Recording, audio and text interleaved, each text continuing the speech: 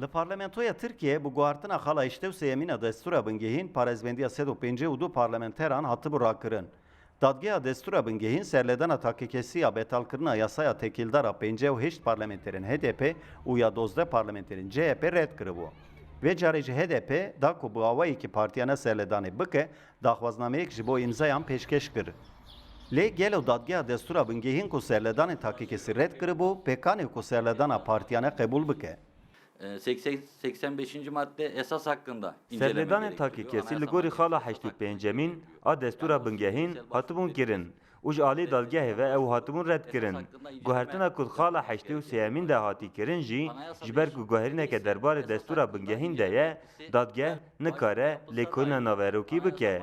Ji ber vê eger HDP aniha jî wek partî serî lê bide, dê te encam neyin guhertin. Lewra dê dadgeh dîsa biryareke bi heman awayî bide. karar verecek. Ama çok böyle iç açıcı bir durum. Da ku HDP bikaribe bi ser navê partiya xwe serî li dadgeha destura bingehî bixe, anko bikaribe bigê sed û deh îmzayan pêdîviya wê bi pêncî û du parlamenterên din jî heye. HDP ji bo vê yekê bang li parlamenterên CHP yên ku li dijî rabûna parêzbendiyan derketin kir.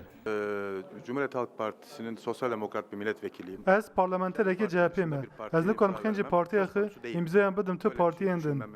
Di partiya me de jî tekî salar daxwaznameyek ji bo îmzayan pêşkeş kir. Ez ê vê îmza bikim. Di partiya me de sed û sî parlamenter hene. Em ê hewl bidin ku sed û deh îmzayan bibînin. 110 imzayı aştı. Derbarê sed û pêncî û du parlamenteran da hêj sed fezlekeyên tawamber hene. Wisa xuya dike ku HDP nikare ji bo serledana dadgeha destura bingehînê îmzayên pêwîst peyda bike. Tê payîn ku HDP dê rojên pêşiya me serledana dadgeha mafê mirovan a Ewropayê bike. Kemal Avcı, Rudaw, Ankara.